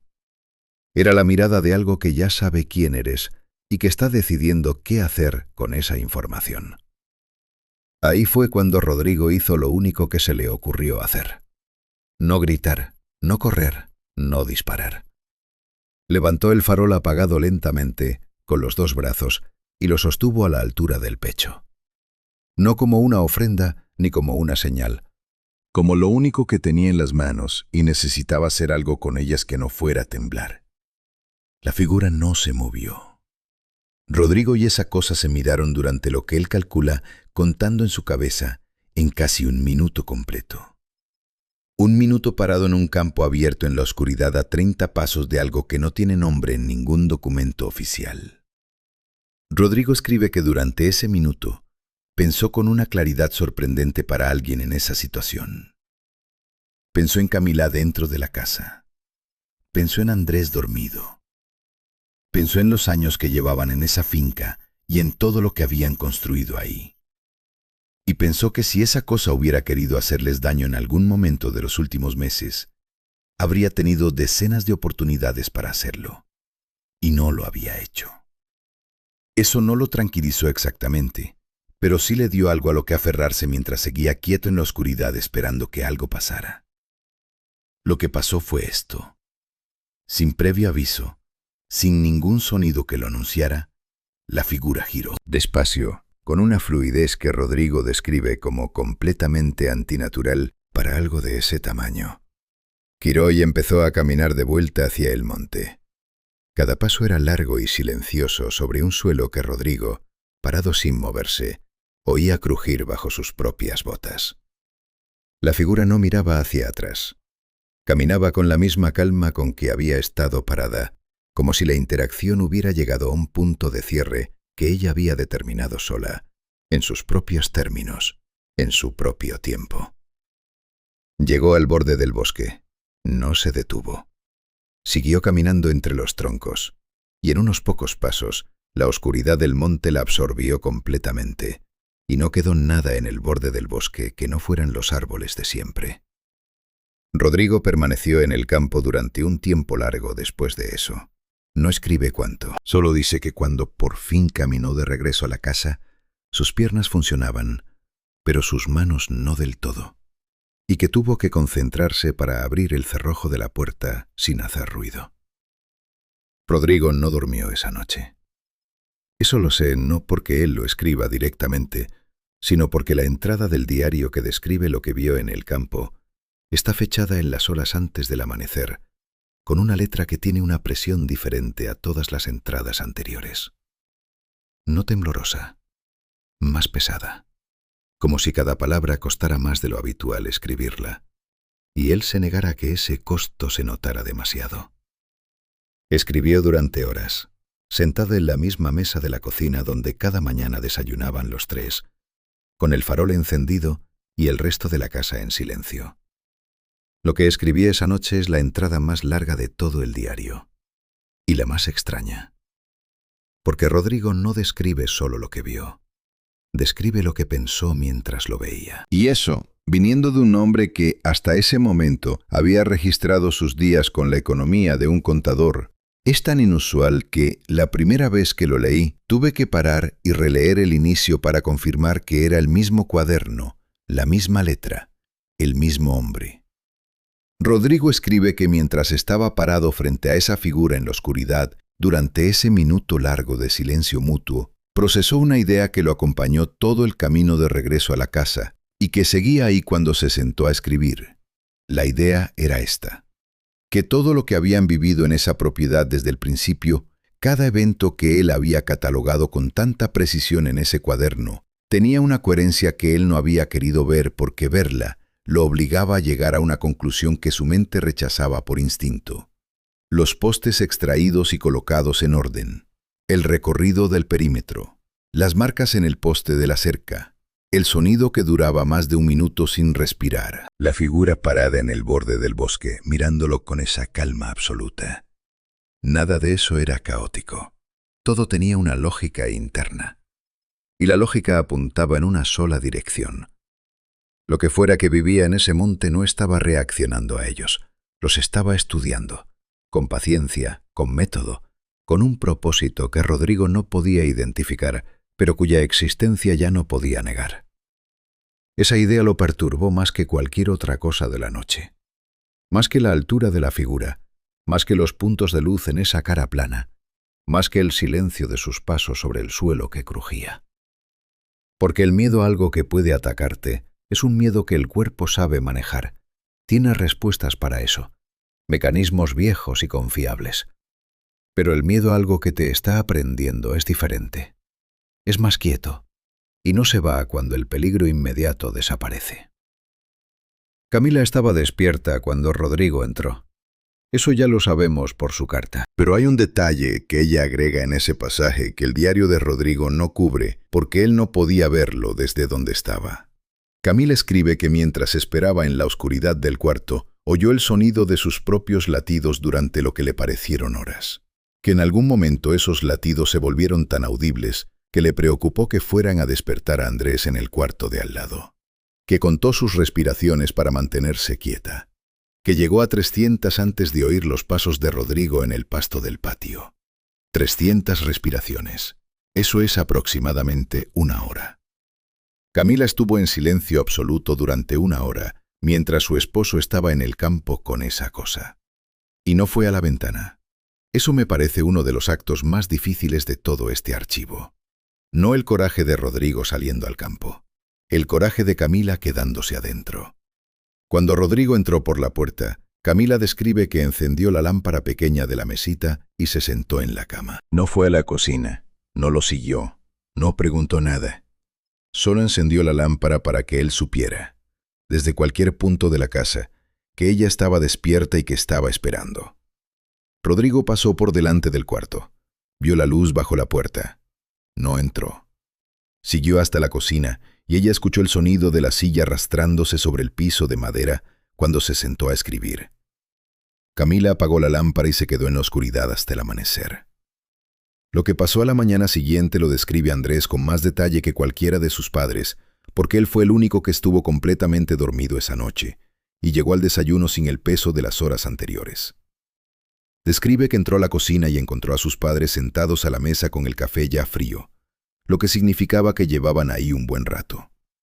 Que los dos lo miraron cuando entró, de una manera que lo hizo detenerse en el umbral un segundo antes de seguir. No era miedo lo que vio en sus caras. Era otra cosa. Algo que Andrés en su testimonio nombra con una palabra que me sorprendió, porque no es la que yo habría elegido. Dice que en las caras de sus padres vio alivio. No el alivio de que algo peligroso hubiera pasado sin daño. El alivio de alguien que por fin tiene suficiente información para tomar una decisión que llevaba mucho tiempo postergando. Ese tipo de alivio que no es alegría, sino simplemente el fin de la incertidumbre. El fin del no saber. Rodrigo esperó a que Andrés se sentara y se sirviera el café, y entonces les contó. Les contó todo. La salida al campo, el farol apagado, la figura en el borde del bosque, el minuto de silencio mutuo, La forma en que se dio vuelta y caminó de regreso al monte sin apuro y sin mirar atrás. Lo contó con la misma precisión con que lo había escrito en el diario esa noche, sin exageración ni dramatismo, como un reporte de algo que había ocurrido y que los tres necesitaban tener en la misma página. Andrés escribe que mientras su padre hablaba, él no dijo nada, que Camila tampoco, que cuando Rodrigo terminó hubo un silencio de varios segundos, que ninguno de los tres interrumpió, porque no había nada que agregar a lo que acababa de decirse, y que entonces su padre puso las manos sobre la mesa, planas, como hacía cuando estaba cerrando un tema, y dijo que tenían 3 semanas para organizar la salida, que podían hacerlo bien o podían hacerlo deprisa, pero que lo iban a hacer, que la finca se quedaba, que ellos no. Andrés escribe que asintió, que Camila dijo que ya tenía algunas cosas guardadas. Rodrigo la miró y ella le sostuvo la mirada sin pestañear, y él asintió también, despacio, con esa expresión que tienen los hombres cuando descubren que la persona que tienen al lado ya había llegado al mismo lugar que ellos sin que nadie se lo dijera. Esa mañana los tres desayunaron en silencio, pero era un silencio diferente a todos los anteriores. No el silencio de algo que no se puede nombrar. El silencio de algo que ya fue dicho y que ahora solo requiere acción. Rodrigo abrió el diario después del café y escribió 2 líneas. La primera era la lista de cosas que había que resolver antes de irse. La segunda era una sola frase que no tenía relación directa con la lista, pero que él necesitó escribir en ese momento. Decía que la noche anterior había visto suficiente para entender que en esa propiedad nunca habían sido los únicos. Y que eso no era una amenaza. Era simplemente un hecho que habían tardado demasiado en reconocer. Pero reconocerlo no cerraba todas las preguntas. Quedaba una que ninguno de los tres dijo en voz alta esa mañana, pero que Camila escribe en la carta que la acompañó durante todo el tiempo que les tomó preparar la salida. Una pregunta muy simple. Si esa cosa los había estado estudiando durante todos esos meses con esa paciencia y esa precisión, y si había decidido en algún momento que la interacción había terminado, y se había dado vuelta y se había ido, entonces la pregunta no era si iban a poder irse ellos. La pregunta era si lo que fuera que vivía en ese monte iba a dejar que se fueran. Durante las 3 semanas que le tomó a la familia Cifuentes preparar su salida, el monte no hizo nada. Eso es lo primero que necesito decir y es también lo más difícil de explicar. Después del encuentro de Rodrigo en el campo, después de meses de eventos sistemáticos y precisos, de marcas y sonidos y postes colocados en orden, el monte simplemente se quedó quieto, sin sonidos nocturnos, sin marcas nuevas en el perímetro, sin el olor que llegaba con el viento del norte, como si lo que vivía ahí hubiera recibido la información que necesitaba y hubiera decidido que ya no había razón para seguir recolectando más. Esa quietud, paradójicamente, fue más difícil de sobrellevar que todo lo anterior. Rodrigo lo anota en el diario con una honestidad que me sorprendió. Escribe que esperaba que la decisión de irse trajera alivio, que no lo trajo. Que en cambio lo que trajo fue una sensación extraña que tardó varios días en identificar y que cuando por fin la identificó, no supo bien qué hacer con ella. La sensación era culpa. No la culpa de alguien que hizo algo malo, la culpa más rara y más difícil de sacudir. La de alguien que abandona algo que construyó durante años porque llegó a la conclusión de que nunca le perteneció del todo. 11 años en esa finca. Rodrigo los enumera en una entrada del diario de esos días con una precisión que duele leer. Los primeros cultivos que sobrevivieron al invierno, el año que ampliaron el establo, la temporada en que el pozo casi se seca y los tres trabajaron durante semanas para profundizarlo. Cada mejora, cada reparación, cada temporada difícil superada. 11 años de trabajo acumulado en una tierra que, escribe Rodrigo, resultó tener dueño antes de que él llegara y lo seguiría teniendo después de que se fuera. Camila organiza la salida con la eficiencia callada que la caracteriza en toda la carta. No con alegría, no con urgencia desesperada, con el mismo método con que había manejado cada temporada en esa finca. Lista de lo que se lleva, lista de lo que se vende, lista de lo que se deja. Rodrigo anota que la primera vez que vio esas listas sobre la mesa de la cocina, tuvo que salir al patio un momento antes de poder seguir con lo que estaba haciendo. No dice por qué. No hace falta. Andrés en su testimonio describe esas semanas como las más silenciosas que recuerda. No el silencio de algo que acecha, sino el silencio de 3 personas que ya dijeron todo lo que había que decir y que ahora solo necesitaban moverse. Se levantaba antes del amanecer por inercia. Seguía haciendo el recorrido del perímetro aunque ya no esperaba encontrar nada nuevo y en algún punto de cada mañana se detenía en el sector norte y miraba el borde del bosque durante un momento antes de seguir. No buscando nada, solo mirando, como despedida, aunque él no lo llama así en el testimonio. Yo sí lo llamo así. Lo que sí ocurrió durante esas semanas y que ninguno de los 3 anticipaba, fue algo que descubrí no en los documentos de la caja, sino en los registros que consulté después, buscando contexto. Encontré que en esa misma época un comerciante del pueblo que hacía el recorrido de provisiones por las fincas del norte dejó de incluir la propiedad de los Cifuentes en su ruta sin que nadie se lo pidiera. Lo menciona años después en un testimonio recogido por un historiador local. Dice que una mañana simplemente no tomó ese camino, que no supo explicar por qué. Se llegó al punto donde el sendero se bifurcaba, el ramal izquierdo hacia la finca de los Cifuentes y el derecho hacia otra propiedad, y que su mula se detuvo sola en esa bifurcación y no quiso tomar el ramal izquierdo. Que él tampoco insistió, que siguió por el derecho y no volvió a intentarlo. Lo anota como una anécdota menor, sin darle importancia. Pero cuando lo leí, pensando en el caballo de los Cifuentes que no quería acercarse al sector norte, en el perro que dejó de dormir profundo, en todos los animales de esa historia que sabían algo antes que los humanos, sentí que ese detalle encajaba con demasiada precisión para ser coincidencia. El día de la partida llegó con una mañana fría y con el cielo de ese color blanco uniforme que tienen los días de invierno sin viento. Rodrigo describe cada hora de ese día en el diario con una atención al detalle que supera cualquier entrada anterior, como si quisiera registrar todo antes de que desapareciera. El sonido de los muebles arrastrándose sobre el piso, el peso de las cajas, el olor de la casa vacía que es distinto al olor de la casa habitada, más seco, más impersonal, como si el lugar ya estuviera empezando a olvidar que alguien había vivido ahí. Camila en la carta describe el momento en que cerró la puerta principal por última vez. No le tomó más que un segundo. Metió la llave en la cerradura, la giró, la sacó, la guardó en el bolsillo del delantal.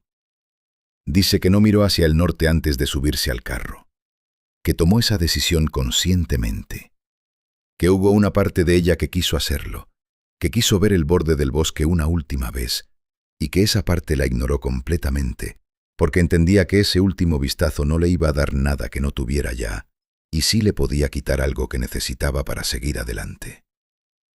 Andrés sí miró. Lo describe en el testimonio sin disculparse. Dice que cuando el carro empezó a moverse, él se dio vuelta en el asiento y miró hacia el norte de la propiedad. El campo abierto, la cerca reparada que ya se veía más deteriorada de lo que la habían dejado, el borde del bosque al fondo. No vio nada. El monte estaba quieto, igual que las últimas 3 semanas. Los árboles inmóviles, el límite entre el campo y el bosque sin ninguna figura, sin ningún movimiento. Solo el bosque de siempre, denso y oscuro, y completamente normal a simple vista. Andrés escribe que eso tampoco lo tranquilizó, que la ausencia de la figura era tan significativa como su presencia había sido semanas antes, que en ambos casos la sensación era la misma, la sensación de algo que está exactamente donde quiere estar y haciendo exactamente lo que eligió hacer, y que esa elección no depende de ti en ninguna medida. El carro tomó el camino de tierra hacia el sur, y en menos de 1 hora la finca quedó fuera de la vista. Rodrigo no escribe nada de ese trayecto. La entrada del diario de ese día termina con la descripción de la partida, y la página siguiente está en blanco. Y la siguiente. Y la siguiente. Hay 4 páginas en blanco después de la partida, igual que hubo 4 páginas en blanco después del episodio de los postes, ese primer silencio que Rodrigo se tomó cuando las palabras no alcanzaban. Pero a diferencia de aquella vez, después de estas 4 páginas en blanco, Rodrigo sí retomó el diario. Y lo que escribió en ese punto es lo que me hizo entender por qué este archivo terminó en una caja sin nota de explicación en mi escritorio. La primera entrada después del silencio no describe lo que pasó después de la partida. No habla de la nueva vida en el pueblo. No menciona a Camila ni a Andrés. Es una sola frase. Una observación que Rodrigo escribió meses después de dejar la finca, cuando ya tenía distancia suficiente para verla completa. Y esa frase dice que en todos esos meses en la propiedad, en todos los eventos que registró con tanta precisión en ese cuaderno, nunca hubo un solo momento en que lo que vivía en ese monte hubiera actuado contra ellos, que había actuado alrededor de ellos, sobre los límites de su espacio, sobre los bordes de su presencia, pero nunca contra. Y que eso, escribe Rodrigo, era exactamente lo que lo seguía despertando de noche. No el miedo a lo que podría haberles hecho, la certeza de que todo ese tiempo, en ningún momento, los Cifuentes habían representado para esa cosa ninguna clase de amenaza real que requiriera una respuesta real. Eran simplemente algo que estaba ahí y que eventualmente se fue.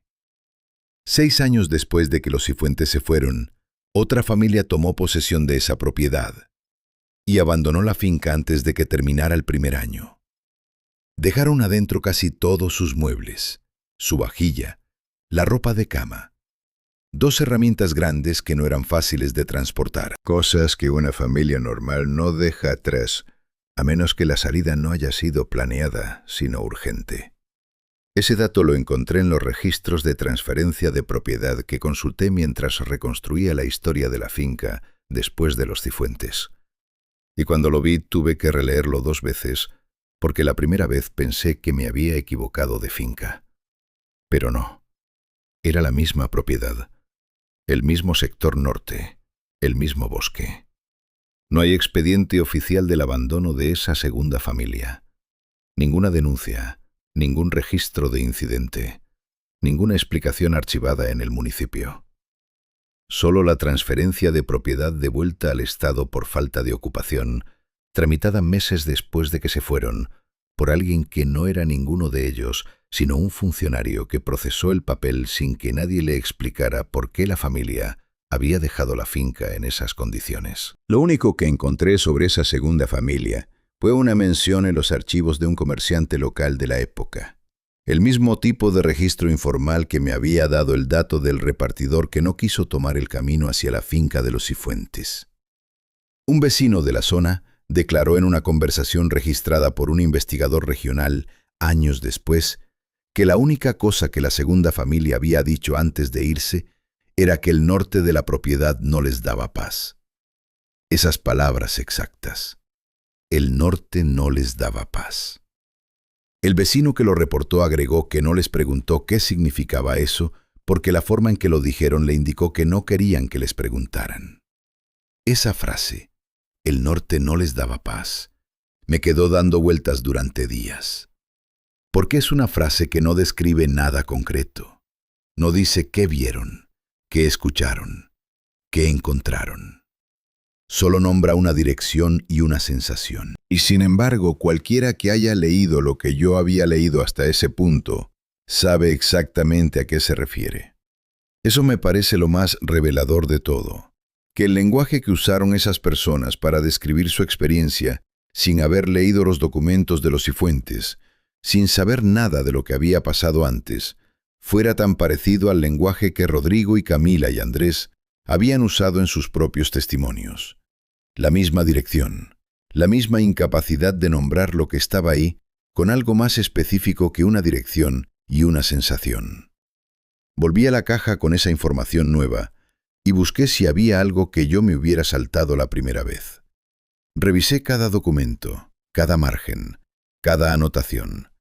Y fue entonces cuando encontré lo que estaba en el fondo de la caja, debajo del cartón, doblado y pegado a la base con el tiempo, algo que se había quedado adherido y que yo había pasado por alto completamente la primera vez que abrí la caja. Era una lista. No un testimonio, no una carta, no un informe. Una lista escrita a mano en un papel diferente al de los otros documentos, más reciente, con una letra que no reconocí como la de ninguno de los 4 testimonios anteriores. Una lista de propiedades del sector norte con sus fechas de ocupación y abandono. 11 propiedades, 11 familias distintas. Y al lado de cada nombre, en lugar de una explicación del abandono, una sola anotación que se repetía con pequeñas variaciones. Salida sin registro oficial. Pertenencias dejadas, sin declaración posterior. 11 familias, el mismo patrón, la misma ausencia de explicación oficial. Y ninguna de las 11 había hablado públicamente de lo que había pasado. Todas habían salido de esa zona con el silencio puesto, como si fuera parte del equipaje, igual que los Cifuentes, igual que la segunda familia con su vajilla abandonada y su norte que no daba paz. Me quedé mirando esa lista durante un tiempo largo. La habitación de mi estudio se había oscurecido mientras leía. El sol se había movido y la luz ya no entraba por la ventana del frente, sino que llegaba de costado. Esa luz de media tarde que alarga las sombras sobre el escritorio. Me di cuenta de que tenía frío y que llevaba horas sin levantarme de la silla. Busqué quién había escrito esa lista. La letra no era antigua, eso era claro por el estado del papel y por el tipo de bolígrafo que se había usado, que no existía en la época de los Cifuentes. Alguien había compilado esa información en un periodo mucho más reciente y la había guardado en la misma caja que los documentos originales. Lo que significaba que alguien, en algún momento entre la época de los Cifuentes y el momento en que la caja llegó a mi escritorio, había seguido investigando. Había encontrado los testimonios, los había conservado y había seguido buscando. Había armado esa lista con paciencia, propiedad por propiedad, familia por familia, y la había guardado con los documentos originales como si quisiera que quien recibiera la caja tuviera el panorama completo. Ese alguien era mi colega jubilado. No lo supe de inmediato. Lo deduje después, comparando la letra de la lista con otros documentos que él me había enviado por correo a lo largo de los años. Era su letra, más cansada que la que yo recordaba. La letra de alguien mayor que escribe despacio, pero era la misma mano sin ninguna duda. Le volví a escribir. Le dije que había encontrado la lista. Le pregunté cuánto tiempo llevaba con esa caja. Le pregunté si había ido alguna vez a la zona. Le pregunté si sabía algo más de lo que estaba en los documentos. Esta vez respondió más rápido. Un mensaje corto, como el primero, pero con una diferencia. El primero había sido neutral, casi clínico. El mensaje de alguien que transfiere una responsabilidad de forma ordenada. Este segundo mensaje tenía algo distinto en el tono. Una urgencia muy contenida, del tipo que tiene la gente cuando quiere decir más de lo que está diciendo, pero no sabe cómo empezar. Decía que sí había ido a la zona, una sola vez, que había caminado hasta el límite de donde había sido la propiedad de los Cifuentes, porque quería ver el terreno con sus propios ojos antes de decidir qué hacer con la caja. Que la estructura de la finca había colapsado hacía décadas y no quedaba nada de ella salvo los cimientos y algunos restos de la cerca. Que el campo estaba tomado por el pasto alto del abandono y que el bosque del norte estaba exactamente igual que siempre, denso y cerrado y completamente intacto, como si el tiempo que había pasado sobre todo lo demás no hubiera tocado esa parte. Decía que había llegado hasta el borde del campo, donde empezaba el monte, y que se había quedado ahí parado un momento mirando entre los árboles. Y que en ese momento, sin que pudiera explicar de dónde venía la sensación ni qué exactamente la generó, había tenido la certeza absoluta de que no estaba solo, que algo en ese monte sabía que él estaba ahí.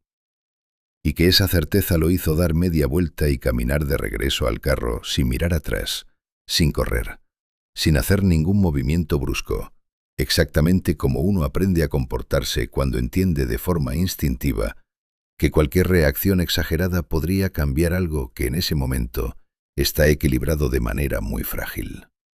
Y que desde ese día la caja había estado en su estudio sin que pudiera decidir qué hacer con ella. Hasta que decidió mandármela a mí. El mensaje terminaba con una frase que releí varias veces antes de entender que era una advertencia y no una observación.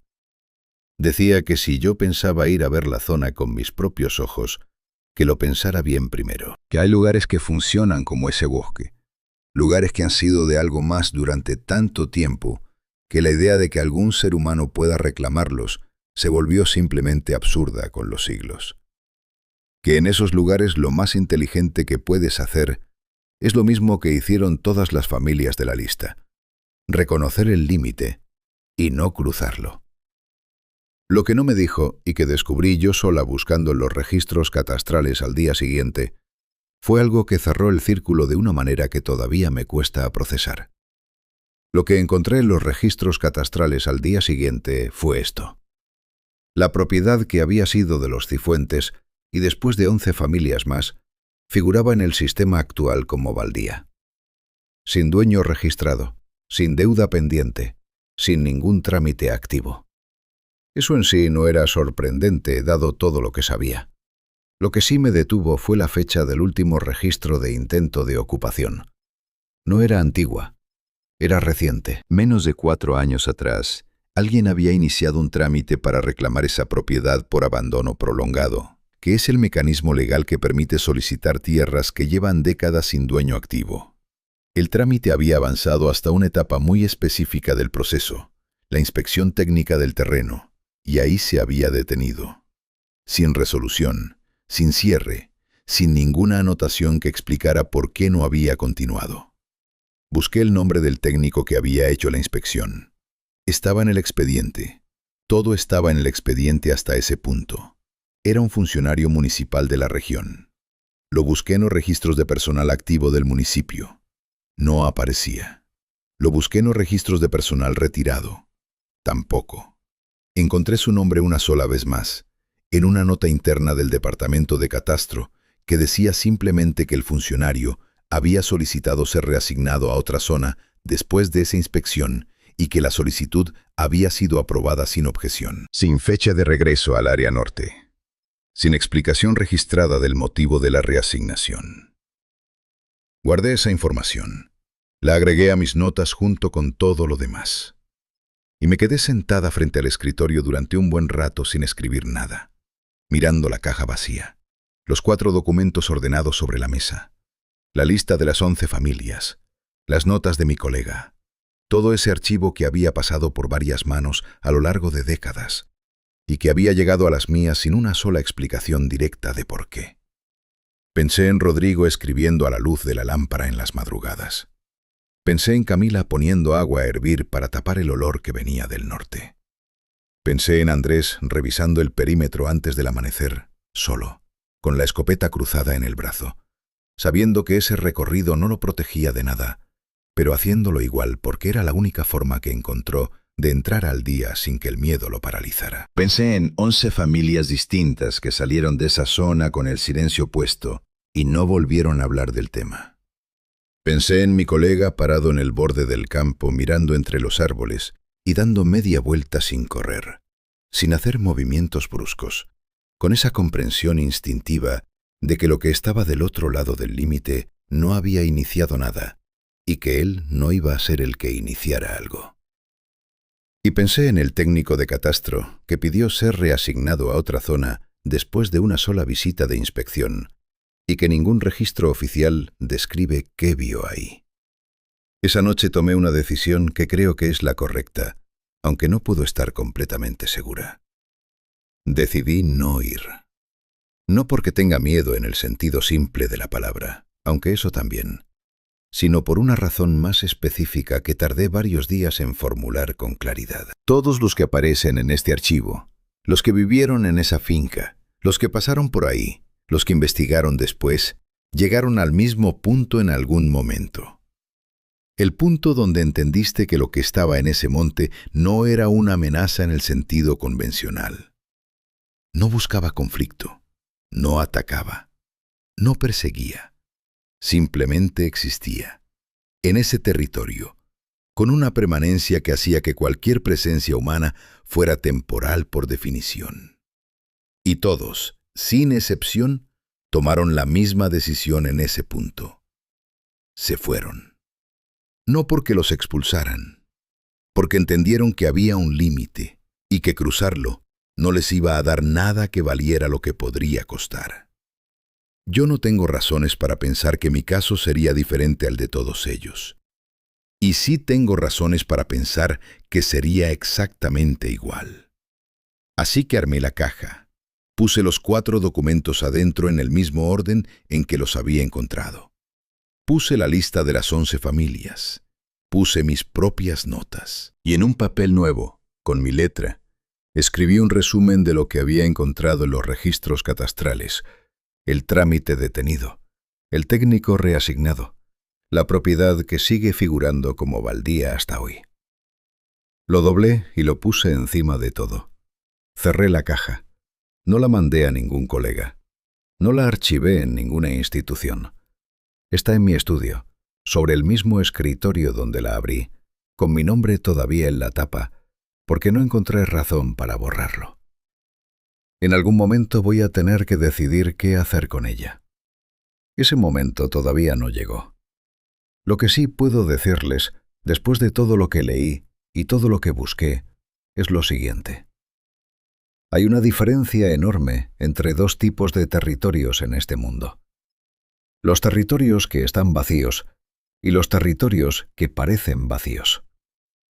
Los primeros los puedes reclamar, trabajar, habitar, hacer tuyos con tiempo y esfuerzo. Los segundos tienen algo que los reclama antes que tú, que los trabaja a su manera, que los habita con una permanencia que ningún título de propiedad puede superar.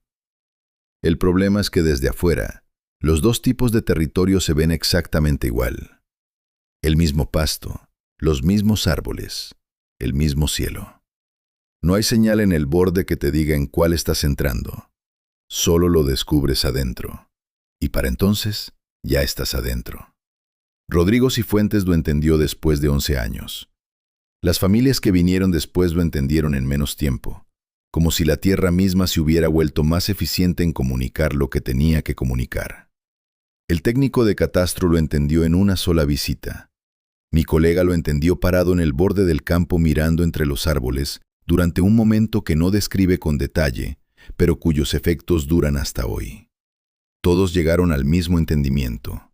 Solo cambiaba el tiempo que les tomaba llegar, y lo que cada uno dejó atrás cuando se fue. Los Cifuentes dejaron 11 años de trabajo.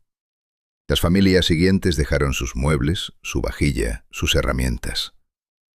El técnico dejó su tranquilidad y su zona de trabajo. Mi colega dejó algo que no nombra en ninguno de sus mensajes, pero que se nota en la forma en que escribe cuando toca el tema. Esa contención específica de alguien que aprendió a no darle demasiado espacio a algo, porque sabe que si lo hace, no va a poder cerrarlo de nuevo. Yo estoy dejando esto acá. Esta historia, este archivo, esta caja que sigue en mi escritorio. Lo estoy dejando acá porque creo que hay algo en estos testimonios que merece ser escuchado.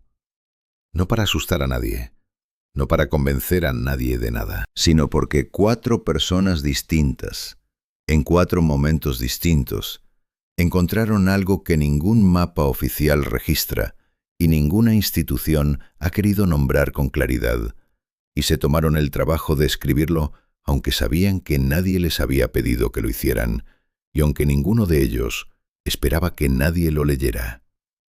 Eso me parece suficiente razón para que exista en el registro, para que alguien lo escuche. La propiedad de los Cifuentes figura hoy como baldía en el catastro regional. El bosque del norte está intacto, igual que siempre, con esa densidad que no cambia con los años, y ese borde entre el campo abierto y los árboles que 11 familias cruzaron en una dirección y ninguna cruzó en la dirección contraria sin volver a pensar en ello el resto de su vida. Y yo me pregunto, y les pregunto a ustedes, una sola cosa. Si mañana encontraran esa propiedad en venta, con esa tierra fértil, ese campo abierto, ese bosque al norte, y sin ningún registro oficial de por qué lleva décadas sin dueño, sin ninguna señal visible de que algo no está bien, solo el precio bajo y el silencio de todos los que estuvieron antes, ¿entrarían? ¿O hay alguna parte de ustedes que ya sabe la respuesta antes de terminar de pensarlo? Déjenme su respuesta en los comentarios, porque hay decisiones que creemos que tomaríamos de una forma y que en la realidad tomamos de otra. Y me parece que este es exactamente ese tipo de decisión. Si esta historia los movió, si llegaron hasta acá y sintieron algo que no sabían muy bien cómo nombrar, ya saben qué hacer. Denle like y suscríbanse al canal. Hay más archivos como este, más testimonios que no encontraron su lugar en ningún registro oficial, y seguimos abriéndolos juntos.